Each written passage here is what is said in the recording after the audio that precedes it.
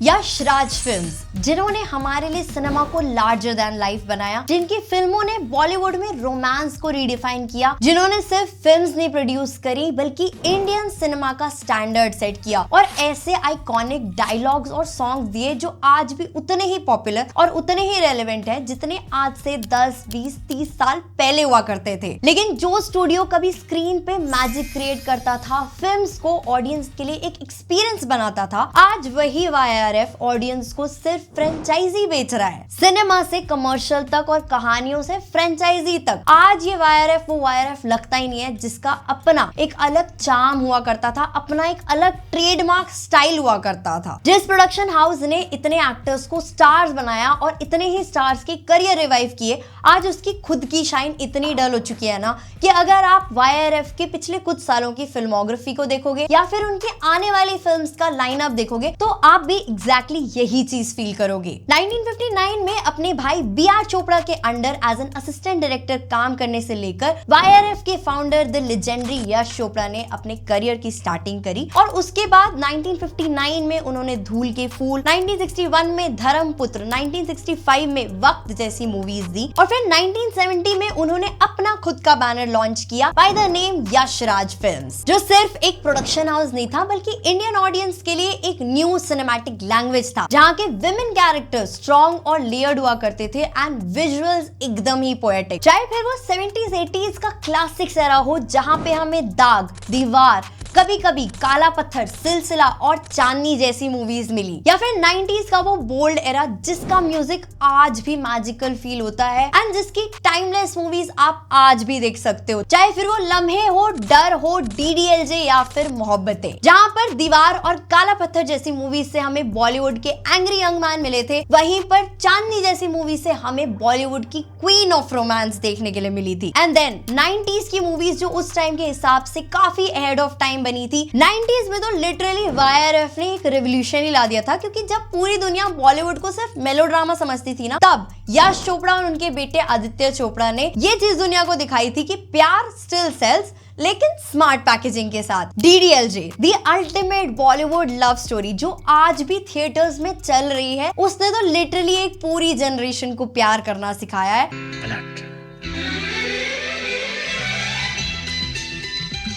और वो फिल्म इसलिए भी इतनी ज्यादा इंपॉर्टेंट है क्योंकि वो सिर्फ एक फिल्म नहीं थी, एक पूरा कल्चरल शिफ्ट था। YRF ने अपनी फिल्म्स के थ्रू हर मिडिल क्लास इंडियन को यूरोप घुमा दिया, साड़ीज में हीरोइंस फीचर होने लगी, पंजाबी खाने के साथ मॉडर्न वैल्यूज, सब कुछ एक साथ एक पैकेज में मिलने लगा। और फिर 2000s में हमें देखने के लिए मिली हम तुम, वीर ज़ारा, बंटी और बबली, फना, चक दे इंडिया और रब ने बना दी जोड़ी जैसी मूवीज, जो मूवीज इमोशंस में तो रिच थी, जिनके कैरेक्टर्स रिलेटेबल थे और जिनकी स्टोरीज टाइमलेस। आप इनमें से कोई सी भी मूवी आज भी देख लो, वो आपको उतना ही एंटरटेन करेगी जितना कि उस टाइम पे एंटरटेन करती थी। इन सब मूवीज के बाद ना YRF के पास एक फुल प्रूफ फॉर्मूला था जो सक्सेस की फुल गारंटी देता था। बिग स्टार्स, उसके साथ अनफॉरगेटेबल म्यूजिक, क्लासी रोमांस और स्टनिंग लोकेशंस। और सबसे बड़ी बात ये थी कि उनका स्टाइल जितना भी ग्रैंड होता था, वो कहीं से भी फेक या सुपरफिशियल नहीं लगता था। फीमेल कैरेक्टर्स जिन पे उस टाइम पे कोई ध्यान भी नहीं देता था,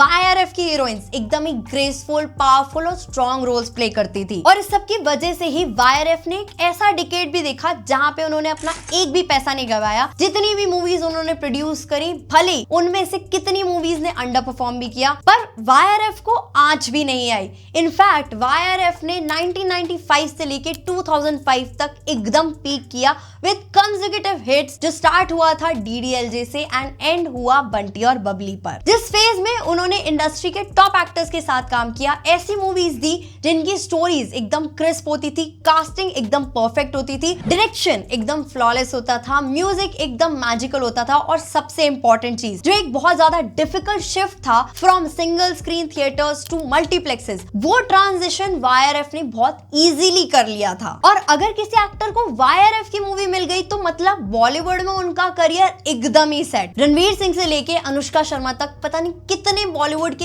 A-लिस्टर्स रहे हैं जिनका लॉन्च पैड YRF ही था। लेकिन फिर एक टाइम के बाद YRF का डाउनफॉल आया। पोस्ट 2005 ऐसी मूवीज तो आई जो क्रिटिकली और कमर्शियली हिट्स थी, लेकिन 2005 से पहले आई हुई मूवीज ने जो सुप्रीमेसी हासिल की थी वो ये मूवीज अचीव नहीं कर पाई, जैसे धूम 2, चक दे इंडिया, न्यूयॉर्क। और फिर 2010 आते आते तो बहुत सी चीजें चेंज होने लगी और फिर हमें YRF से मिली तारा रंपम, टशन, आजा नचले, मेरे ब्रदर की दुल्हन, शुद्ध देसी रोमांस और दावते इश्क जैसी मूवीज, जिनमें कुछ मूवीज तो हिट्स थी, कुछ मूवीज एवरेज थी और कुछ तो टोटल ही फ्लॉप थी। और उसके बाद एक मूवी आई थी झूम बराबर झूम, जिसके सामने ये सारी मूवीज ऑस्कर वर्दी लग रही थी। वो मूवी इतनी बड़ी फ्लॉप थी। तो YRF नए जमाने के कंटेंट के साथ एक्सपेरिमेंट तो कर रहा था, लेकिन कहीं ना कहीं वो ओवर स्टाइलाइज या फिर शैलो बन जा रहा था। जैसे बेफिक्रे, थग्स ऑफ हिंदुस्तान, शमशेरा या फिर जयेश भाई जोरदार, ये मूवीज अपना बजट तक भी रिकवर नहीं कर पाई थी। और इन सब के साथ कॉमन प्रॉब्लम यही थी कि या तो स्टोरी वीक थी या फिर एग्जीक्यूशन मिसफायर था। YRF ने पहले भी मूवीज को फ्लॉप होते देखा था, जैसे सलाम नमस्ते, नील एंड निकी, थोड़ा प्यार थोड़ा मैजिक,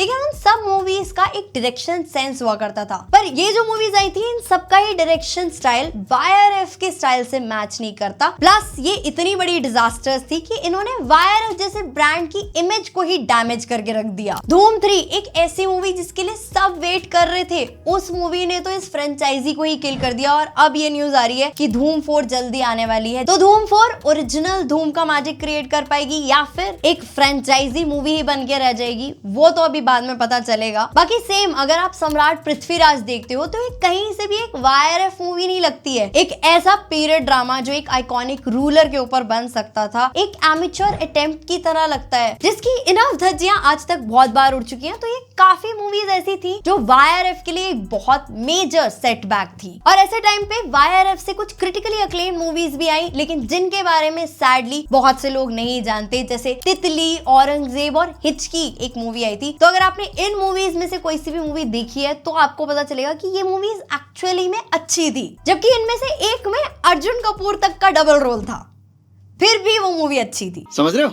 और ये मूवीज YRF की तरफ से एक अटेम्प्ट था जहां पे उन्होंने अपने कंफर्ट जोन से बाहर निकल के कुछ नया ट्राई किया था, कुछ डिफरेंट ट्राई किया था। लेकिन जैसे हर कहानी में एक ट्विस्ट आता है, YRF की कहानी में भी एक ट्विस्ट आया स्पाई वर्स की फॉर्म में। एक था टाइगर और टाइगर जिंदा है क्या हिट हुई, भाई के फैंस ने भी ऐसा माहौल बना दिया कि YRF ने उसके अराउंड ही एक स्पाई वर्स क्रिएट करना शुरू कर दिया। अब हर एक मल्टीवर्स की जो खासियत होती है वो ये है कि स्टार्टिंग से ही सारी स्टोरीज इंटरकनेक्टेड होनी चाहिए, लेकिन यहाँ पे पहले स्टोरीज बन गई और उसके बाद में उनके कनेक्शंस को एज कैमियोज दिखाया जाने लगा। आज के YRF का आप लाइनअप देख लो, सीक्वल्स पे सीक्वल है और उन्हीं फ्रेंचाइजी की मूवीज हैं जो ऑलरेडी हमारे लिए सुपर हिट्स होती थी, एक इमोशन होती थी। आज उन्हीं फ्रेंचाइजीज को स्पॉइल किया जा रहा है। वॉर 2, पठान 2, मर्दानी 3, धूम 4, टाइगर वर्सेस पठान और अल्फा, ये सारी अपकमिंग मूवीज का जो लाइनअप है ये एक बहुत प्राइम एग्जांपल है कि YRF जो है अब सिर्फ एक फ्रेंचाइजी मेकिंग मशीन बन चुका है। और पता नहीं ये चीज YRF को क्यों नहीं समझ में आ रही कि बहुत जल्दी ना ऑडियंस में भी ये फ्रेंचाइजी फटीग आने लगेगा, क्योंकि कब तक आप वही सेम एक्सप्लोजन्स, वही सेम एक्शन,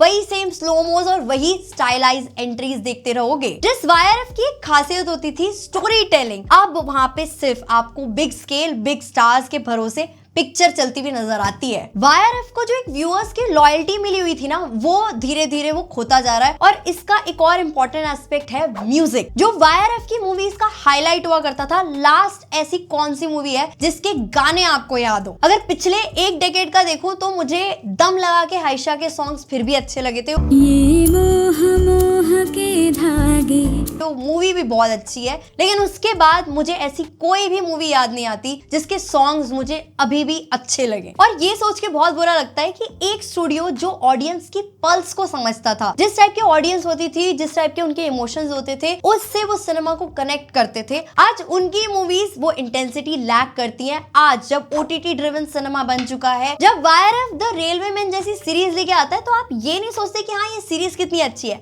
आप ये सोचते हो कि इतना लेट क्यों। और फिर उस सीरीज की ना तो अच्छी मार्केटिंग होती है, ना प्रमोशंस होते हैं, और ऐसे ही वो एक अंडररेटेड सीरीज बन के रह जाती है। वाईआरएफ आज भी अपने उन्हीं पुराने फॉर्मूलाज पे रिलाय कर रहा है जो एक डेकेड पहले आउटडेट हो चुके हैं, जबकि उनके जो राइवल स्टूडियोज रहे हैं, चाहे फिर वो एक्सेल एंटरटेनमेंट हो या फिर धर्मा प्रोडक्शंस हो, वो अपने चॉइस ऑफ सब्जेक्ट्स में, बिग बजट रिलीजेस में, इवन ओटीटी पेनिट्रेशन में भी काफी आगे निकल चुके हैं। और आजकल की ऑडियंस स्कैम 1992 देख लेती है, पंचायत जैसी रूटेड कहानियों को पसंद करती है, तो फिर वो सिर्फ pretty faces, drone shot, VFX ये सब कब तक ही देख पाएंगे। और वाईआरएफ आज जिस स्टेज पे है उसमें काफी बड़ा रोल है आदित्य चोपड़ा का। और ऐसा क्यों है, इस पे कुछ टाइम पहले डायरेक्टर अनुराग कश्यप ने भी कमेंट किया था, जहां पे उन्होंने कहा था कि बॉलीवुड सिनेमा जो है is largely controlled by those people and that too second generation that has grown up in trial rooms। उन्होंने आदित्य चोपड़ा का नाम लेते हुए ये भी कहा था कि if Aditya Chopra has hired a bunch of people,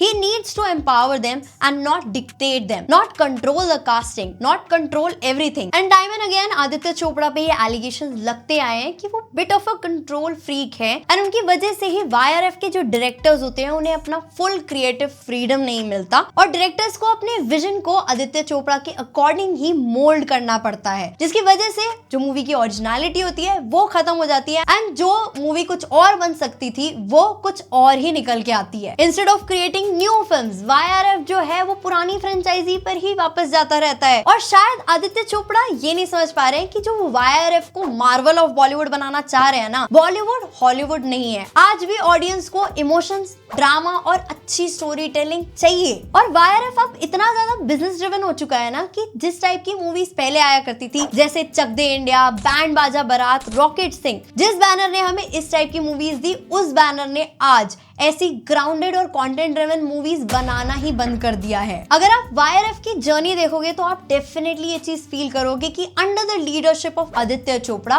YRF ने अपना सारा focus universe building, big budgets, big stars और सेफ बॉलीवुड फॉर्मूलाज पे ही शिफ्ट कर दिया है। और ये कंट्रास्ट आप इजीली देख सकते हो कि एक तरफ द लेजेंडरी यश चोपड़ा, जिनकी फिल्म मेकिंग स्टाइल को दूर दूर तक दुनिया अप्रिशिएट करती है, जिनके नाम पे स्विट्जरलैंड में एक लेक का नाम है, जिनके नाम से एक ट्रेन वहां पर चलती है, जिनका एक स्टैचू वहां पे लगा हुआ है, वहीं दूसरी तरफ आदित्य चोपड़ा जो एक मिस्ट्री मैन है, जिनकी पब्लिक अपीयरेंसेस इतनी रेयर हैं जैसे स्पेस का कोई कॉमेट। तो धोती खोल रहा है। 23 इयर्स के बाद उन्होंने दी रोमांटिक्स डॉक्यू सीरीज में एक इंटरव्यू दिया था, जहां पे ऑडियंस ने उनका पूरा चेहरा देखा है। तो फिर डेफिनेटली जो आज का यूथ कल्चर है, जिस टाइप की आज की ऑडियंस है, जो ऑडियंस डिमांड करती है, जो आजकल की ऑडियंस चाहती है, उससे वाईआरएफ आज काफी हद तक डिस्कनेक्टेड है। लेकिन इस सब में वो भूल चुके हैं कि उनकी स्ट्रेंथ थी इमोशन, कनेक्शन और सिंप्लिसिटी, जो अब उनकी मूवीज में फील नहीं होती। और वाईआरएफ का वो मैजिक तब तक वापस नहीं आएगा जब तक कि कंटेंट पे फोकस होना शुरू नहीं होगा। राइटर्स को जो उनकी इंपॉर्टेंस मिलनी चाहिए वो मिलनी नहीं शुरू होगी। नई स्टोरी टेलिंग को एनकरेज करना, नए एक्टर्स को एनकरेज करना, चांस देना, जैसे कि वाईआरएफ पहले करता था, वो एक्सप्लोरेशन और ऑडियंस के साथ वो इमोशनल कनेक्शन वापस से वाईआरएफ को बनाना पड़ेगा, क्योंकि यशराज फिल्म्स एक लेगेसी है और लेगेसी हमेशा रीइन्वेंट हो सकती है। बस जरूरत है कि जो भी पुरानी यादें हैं उनसे इंस्पायर हो और नई जनरेशन के लिए, नए ऑडियंस के लिए वही सेम इमोशंस आप क्रिएट कर सको जो एक टाइम पे क्रिएट किए गए थे एंड जो आज भी हमारे साथ है। तो अगर आप भी एक वाईआरएफ फैन रहे हो या आपको भी ऐसा फील होता है कि वाईआरएफ ने अपना जो मैजिक था वो कहीं ना कहीं खो दिया और अब सिर्फ उनका फोकस जो है वो स्पाई यूनिवर्स पे ही है, तो आपके इस बारे में क्या क्या थॉट्स हैं, क्या सजेशंस हैं, वो आप कमेंट करके बता सकते हो।